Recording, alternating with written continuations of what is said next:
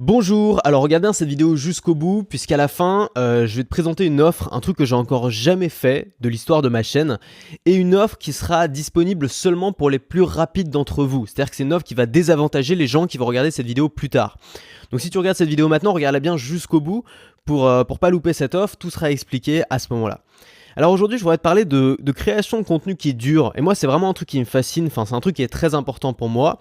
C'est-à-dire que moi j'ai envie de jouer sur le long terme. Ça m'intéresse pas d'être là, d'être celui qui est le plus hype à un instant T. Moi ce qui m'intéresse c'est d'avoir la possibilité en tout cas d'être encore là dans 10 ans, dans 20 ans, de devenir papy BM et de devenir un peu une mini légende dans ma thématique. Tu vois, moi c'est vraiment ce qui me ferait kiffer dans la vie. Et pourtant, aujourd'hui, on vit un peu l'inverse, c'est-à-dire que on vit dans un culte de l'instant présent. Tout doit être instantané, tout doit être nouveau, et évidemment, tout ça, ça a été démocratisé par la génération Internet. C'est-à-dire qu'Internet a apporté la technologie possible, la technologie qui rend possible le culte de l'instant présent à son paroxysme. C'est-à-dire qu'avec des outils comme Twitter, avec des outils comme les lives, les Facebook Live, les périscopes, avec des outils comme les stories qui se développent à mort, qui sont disponibles que 24 heures, on est dans un monde qui privilégie l'instantané, l'instant présent et qui te fait croire que finalement la nouveauté est plus importante que la qualité et que tout ce qui a été fait avant, c'est forcément moins bon que ce qui apparaît aujourd'hui, ce qui est bien sûr une illusion. Alors ça, on pense que c'est, tu vois, il y a des gens qui vont dire oui, c'est la décadence, la société moderne. Non, ça a toujours été le cas. C'est même utilisé par les marketeurs depuis des siècles, c'est utilisé par les journalistes depuis des siècles. C'est l'attrait de la nouveauté, c'est quelque chose qui est ancré dans notre ADN, c'est quelque chose qui est profondément humain. L'être humain est toujours attiré par la nouveauté. Pourquoi ? Parce que dans la nature, la nouveauté, ça peut être un danger de mort, ça peut être une opportunité incroyable, ça peut être tout et n'importe quoi. Et donc dès qu'on voit quelque chose qu'on n'a jamais vu, notre cerveau se met en éveil beaucoup plus que s'il voyait quelque chose qu'il connaissait déjà.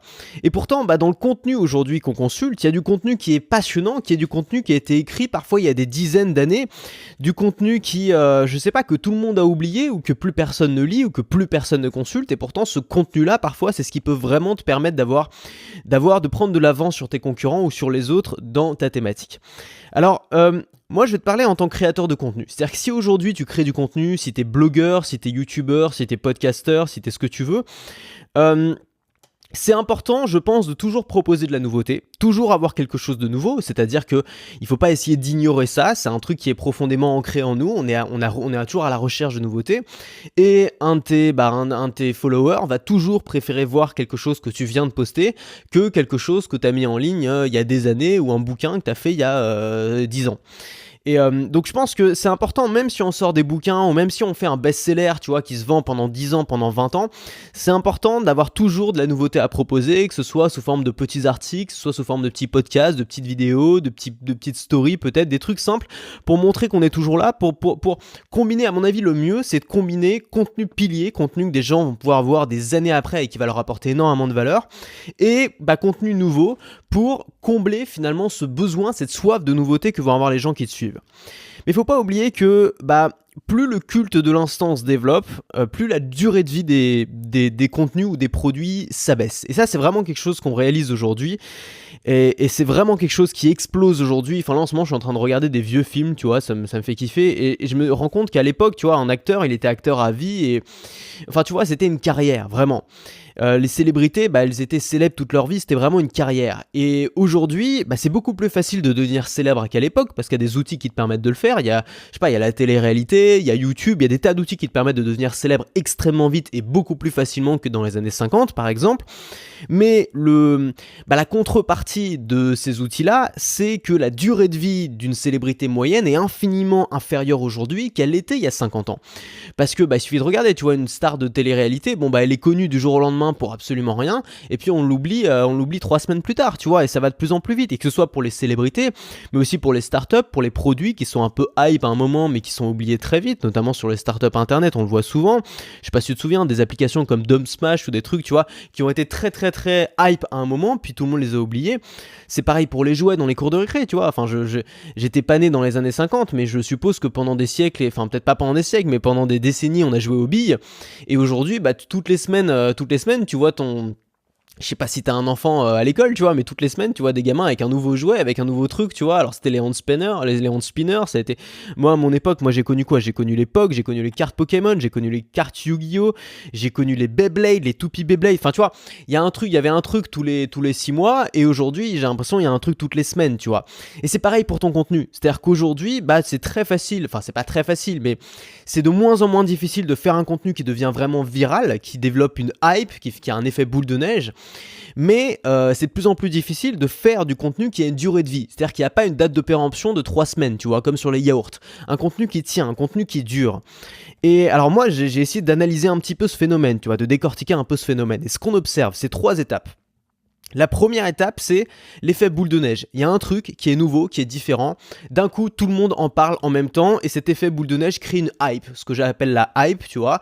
C'est-à-dire un moment où tout le monde parle de la même chose en même temps et c'est classe de parler de ce truc et c'est le truc qu'il faut avoir, tu vois, c'est la hype.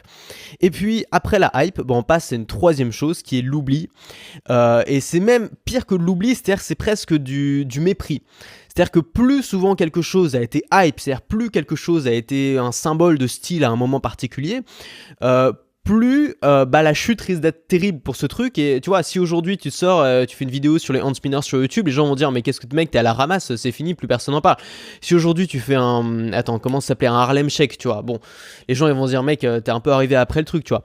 Donc plus le truc est hype, plus ça atteint un niveau de hype important, plus la chute est douloureuse et plus on l'oubliera vite. Donc, en partant de ce constat, moi je pense qu'il faut pas viser la hype. C'est-à-dire que tout le monde essaye de courir après la même chose, tout le monde essaye de courir après le buzz, après la vidéo dont tout le monde va parler, après la tendance qui va faire parler les gens, après tout le monde court après la hype, mais finalement la hype c'est le chemin le plus court vers l'oubli. Et t'as 2 façons de travailler, soit tu cherches à faire le buzz, tu cherches à suivre les tendances, à être hype pendant 10 secondes, soit tu cherches à créer un truc, ça va peut-être être un peu plus long de le construire, mais au bout d'un moment tu vas avoir un truc tellement solide que ça va être extrêmement difficile à déconstruire. Et pour ça, comment tu peux faire si t'es créateur de contenu? La première chose, c'est d'être authentique. C'est d'avoir un mépris pour la mode. Alors, pas la mode dans le sens vestimentaire, tu vois. Avoir un mépris pour la mode dans ta thématique ou dans ce que tu racontes ou dans, je sais pas, dans ton marché, tu vois. Tout le monde parle de ça en même temps. Toi, tu vas mépriser ce truc-là. C'est-à-dire que tu vas dire, moi, ça m'intéresse pas. Moi, je m'intéresse à des fondamentaux et puis peut-être je reviendrai dessus plus tard quand on sera bien installé. Tu vas avoir un mépris pour la mode, pour la hype. Ça va te permettre justement d'être déconnecté de ça. La deuxième chose, ça va être toi-même en tant que créateur de contenu, tu consultes du contenu, de consulter du contenu ancien. Consulter du contenu justement qui est déconnecté de ces tendances. La pire manière de créer du contenu, c'est de créer du contenu en faisant de la veille toute la journée, c'est-à-dire en regardant ce que font tous les autres et en faisant une sorte de micmac de ce qu'ont fait tous les autres aujourd'hui. C'est pas ça qui va te différencier des autres. La deuxième chose, c'est aussi de créer un lien humain sincère. C'est-à-dire que il y a une chose qui peut pas, enfin tu vois, il y a une chose qui est dure, c'est l'amitié. Enfin je sais pas pour toi, mais moi j'ai des amis que j'ai toujours depuis je crois que mon plus vieil ami c'était même pas, je crois que j'étais en 3ème section de maternelle quand j'ai rencontré, ou peut-être au CP, tu vois. Et sinon j'ai encore plein d'amis de primaire et j'ai encore plusieurs amis, enfin pas mal d'amis aussi d'école de commerce, tu vois. Donc l'amitié c'est quelque chose qui est dur et je pense qu'en tant que créateur de contenu, tu peux créer quelque chose avec ton audience qui est largement au-dessus de la hype, qui est l'amitié. C'est-à-dire une relation où basée sur la confiance, basée sur les échanges durables, tu vois, des choses, voilà. Une forme d'amitié avec ton audience, créer un lien humain sincère. Et pour ça, ça demande d'être authentique, d'être sincère dans ta démarche. Et puis choisir quelque chose, et pour moi c'est ça le 3ème truc, c'est de choisir quelque chose et de s'y tenir. C'est-à-dire choisir un sujet, une thématique, une façon de travailler, un format, et s'y tenir sur la durée. Et pas être là en mode, ah bah tiens, en ce moment c'est la mode de ça, donc je vais passer là-dessus, tiens, en ce moment les gens ils font ça, donc je vais faire ça, mais juste te dire, ok, moi je tiens mon truc. Je vais donner un exemple qui va peut-être pas être un bon exemple pour toi, mais qui, voilà, j'y ai réfléchi hier. C'est une série qui s'appelle Plus belle la vie, que tu connais sûrement, que moi je regarde parce que j'ai pris l'habitude, quand j'étais petit, ma soeur elle regardait, du coup j'ai commencé à regarder. Maintenant quand je mange, je regarde Plus belle la vie. Quand tu dis aux gens que tu regardes Plus belle la vie, c'est la honte. Parce que les gens te disent, quoi, tu regardes Plus belle la vie, c'est de la merde et tout. Tous les gens qui disent que Plus belle la vie c'est de la merde, c'est les gens, logique, qui ne regardent pas Plus belle la vie. Ou en tout cas, parfois, qui ont regardé Plus belle la vie, mais au tout début, c'est-à-dire il y a 14 ans, parce que Plus belle la vie, ça a quand même 14 ans, au moment où les acteurs étaient tous tout jeunes, tout nouveaux, personne ne les connaissait, au moment où les réalisateurs faisaient leur premier essai sur une petite série franchouillarde, tu vois, sur France 3, qui n'était pas du tout destinée à devenir connue. 14 ans plus tard, 14 saisons plus tard, 3475 épisodes plus tard, Plus belle la vie est toujours là. Et hier, j'ai regardé un épisode et je me suis dit, cet épisode, il est extrêmement bon. C'est-à-dire que c'est plus... Alors ok, on peut dire ce qu'on pouvait dire ce qu'on voulait sur Plus belle la vie, les acteurs sont mauvais et tout. Ça fait 14 ans qu'ils jouent dans la série.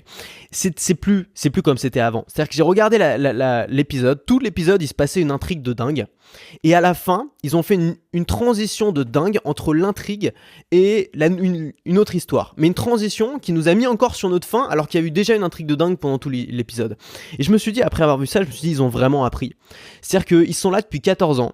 Ils ont sorti 3475 épisodes. 3475 épisodes à raison d'un épisode par jour, quasiment. Et aujourd'hui, ils sont vraiment devenus bons et ils font toujours plus d'1 million d'audience tous les jours.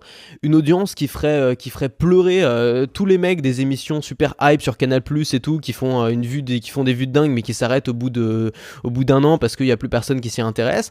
Parce que eux, ils ont décidé de choisir quelque chose, choisir un format, choisir un concept, une équipe, et s'y tenir et le faire pendant des années. Et je pense que c'est ça la recette aussi pour tenir sur la durée, c'est-à-dire prendre quelque chose, s'y tenir, créer un univers autour de ça, c'est super important. Tiens, regarde, un super exemple d'univers.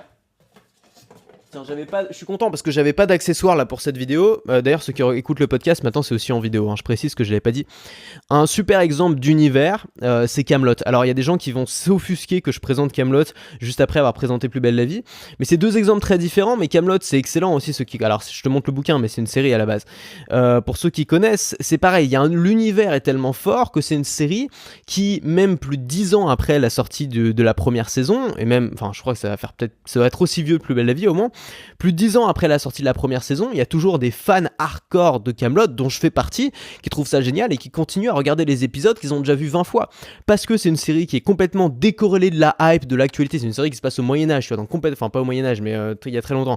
Donc c'est complètement déconnecté de la hype, de tout ça. Il y a un lien humain qui est sincère, qui est unique. On s'attache énormément aux acteurs. Alexandre Astier s'est tenu à quelque chose, à un concept, et il a tenu jusqu'au bout. C'est-à-dire qu'on retrouve les mêmes ressorts dans toute la série. Et il y a un univers qui est extrêmement travaillé. Donc pour moi, c'est ça la recette. Et donc maintenant, tu as deux choix. Tu peux rejoindre ceux qui poursuivent les tendances, ceux qui sont toujours en train de poursuivre les tendances, ou alors rejoindre ceux qui poursuivent l'excellence. C'est les deux choix que je vais donner aujourd'hui. Est-ce que tu peux rejoindre ceux qui poursuivent les tendances ou ceux qui poursuivent l'excellence ? Qu'est-ce que ça veut dire ?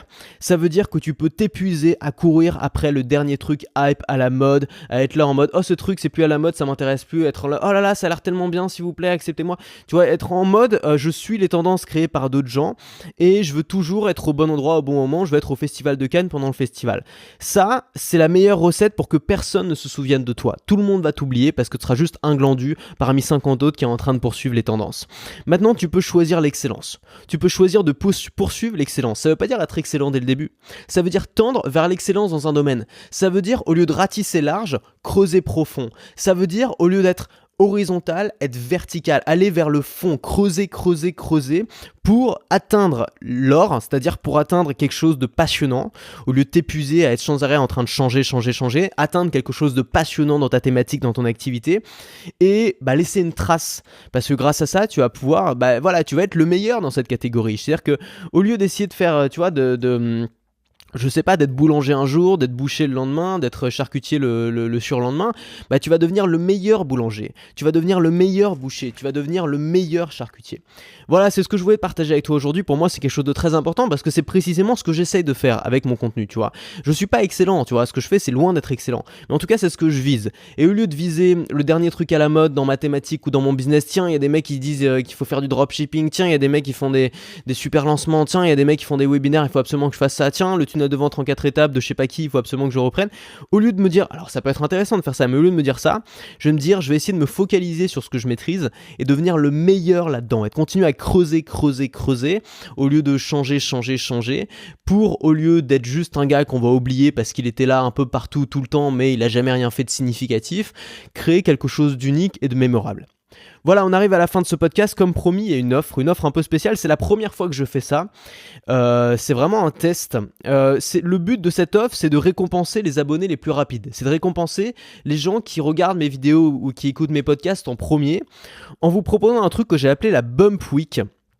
Alors ce que j'ai fait, je t'explique ce que j'ai fait. J'ai pris une de mes formations les plus demandées. Cette formation, elle s'appelle la méthode Maker, c'est une de mes formations qui a reçu le plus de commandes. C'est la formation de base dans laquelle je t'explique comment je vide mon podcast en 1 à 2 heures par jour. C'est-à-dire comment en 1 à 2 heures par jour, je crée mon podcast, je l'enregistre, je le mets en ligne, je fais le plan, je trouve mes idées de contenu, je vends mes produits, bref, comment faire tout ça en 1 à 2 heures par jour.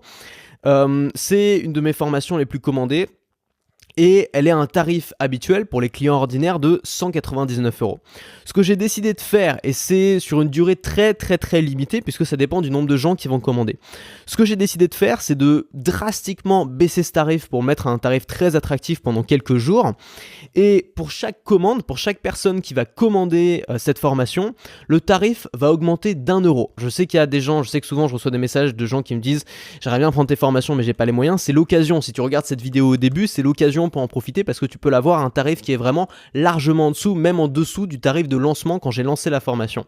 Donc l'idée c'est juste de prendre ta place avant les autres. Si tu veux l'avoir un meilleur tarif, pour chaque personne qui commande la formation, le tarif augmente automatiquement de 1 €. C'est un système automatique, c'est même pas moi qui m'en occupe. Donc comment ça va se passer? Tu as un lien qui est en description.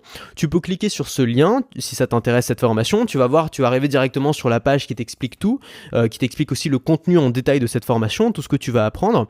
Et tu vas voir un bouton avec le tarif marqué dessus. Donc c'est le tarif actuel, ce tarif il va augmenter de 1 € à chaque fois que quelqu'un commande la formation. Ce que tu peux faire si ça t'intéresse, c'est évidemment si ça t'intéresse de la prendre le plus vite possible pour éviter de la payer plus cher. Donc de cliquer sur le bouton, tu vas ensuite avoir un petit formulaire de commande Stripe. Donc une fois le formulaire de commande rempli, tu vas arriver sur la page de ton espace membre, tu auras juste à cliquer sur le bouton accéder, à te créer un compte si tu n'as pas déjà un compte client et automatiquement tu vas avoir accès à l'intégralité de cette formation pour 1 € de moins que le client suivant qui lui-même perd 1 € de moins que le client suivant. Je pense que tu as compris le principe. Tout est expliqué en dessous, tu as le lien en description. Moi je te dis à tout de suite dans la formation et à bientôt pour le prochain podcast.